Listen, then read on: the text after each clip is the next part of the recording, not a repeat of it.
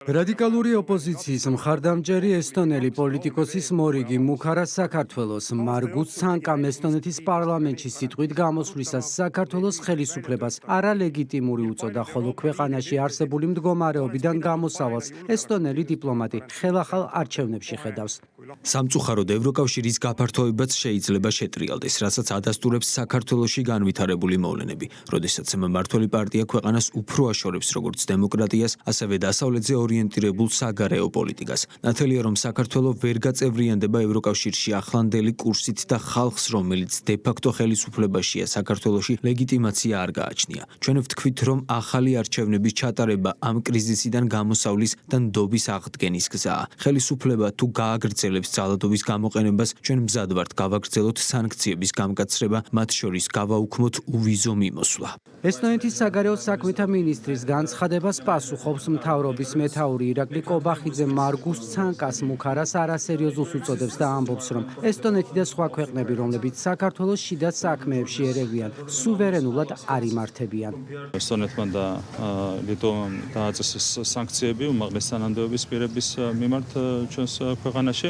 ეს არის აბსოლუტურად არასერიოზული და ეს ყველაფერი ადასტურებს ერთ-ერთ რამეს, რომ ეს ქვეყნები არ იმართება სუვერენულად, ამ სახელმწიფოებს არ ყავთ სუვერენული ხელისუფლებები და ესენი მოქმედებენ დაკვეთებით, ზუსტად ისევე, როგორც საქართველოში მოქმედებს რადიკალური ოპოზიცია, თუმცა ჩვენ მრავალწლიანი მეგობრობის გათვალისწინებით, რაც გვაკავშირებს ესტონურ ხალხთან კონკრეტულად ამ შემთხვევაში, დავრჩებით ამ ქვეყანასთან ცალმხრივი მეგობრობის რეჟიმში.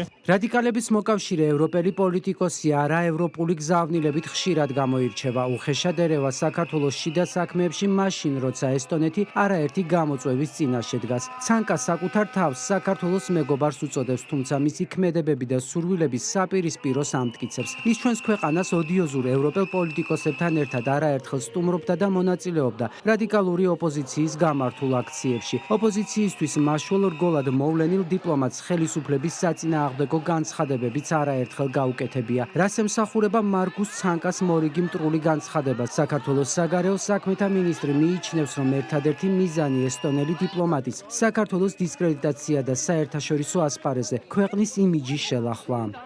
ძალიან ხშირად გვესმის განცხადებები, რომლებიც პირდაპირ შეიძლება აღვიქვათ როგორც ქვეყნის შიდა საქმეებში ჩარევა და გვესმის განცხადებები, რომელიც მიმართულია საქართველოს იმიჯის, საქართველოს დისკრედიტაციისთვის საერთაშორისო არენაზე და ძალიან სამწუხაროა, რომ ეს კეთდება ჩვენი ბალტიისპირელი მეგობრების ხელით. საქართველოს ხელისუფლება გააგრძელებს ქვეყნის ინტერესების დაცვას. ევროპელი ბიუროკრატების პოზიციით კი ხელისუფლება არასოდეს არ იხელმძღვანელებს. ასეთია მმართველი გუნდის წევრების პასუხი ესტონელ დიპლომატს. საქართველოს ხელისუფლება, რა თქმა უნდა, გააგრძელებს ქვეყნის ინტერესების დაცვას, გააგრძელებს ყველა იმ გადაწყვეტილების მიღებას, რაც ქვეყნისთვის და ამ ქვეყნის მომავლისთვის არის საჭირო, მნიშვნელოვანი.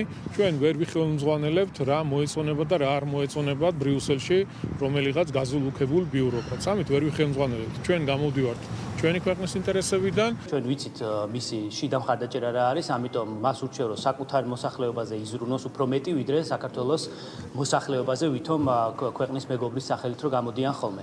რაც შეეხება უვიზო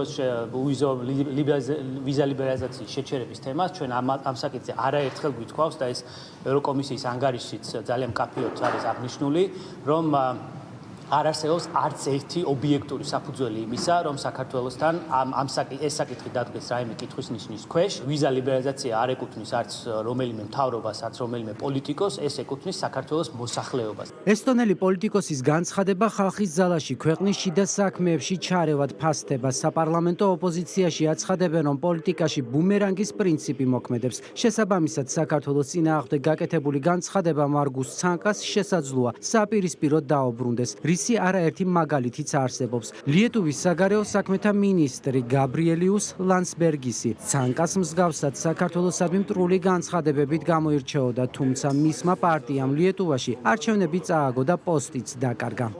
მე არ მგონია, რომ ესტონეთს დღეს კონდეს იმის ფუფუნება, რომ საქართველოს საზოგადოებას ასე ელაპარაკოს, იმიტომ რომ როგორი განცხადებებიც კეთდებოდა სხვა ქვეყნებიდან, საელჩოებიდან, ეხლა უკვე ამ შემთხვევაში ესტონეთიდან ეს ყველაფერი გააქარწყლა ამერიკის პრეზიდენტის ბრძანებამ იმასთან დაკავშირებით, რომ სხვადასხვა ქვეყანაში სამწუხაროდ, მათ შორის ამერიკის საელჩოებიდან იმართებოდა არასწორად პროცესები ადგილობრივ მთავრობებში.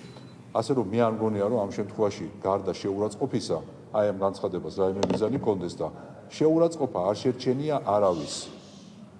ეს გამოცდილება მაინც წაიკითხონ და გადახედონ, ვინ შეურაცხყოფა მიაყენა ქართულ სახელმწიფოს და ქართულ საზოგადოებას, ბუმერანგივით დაუბრუნდა უკან.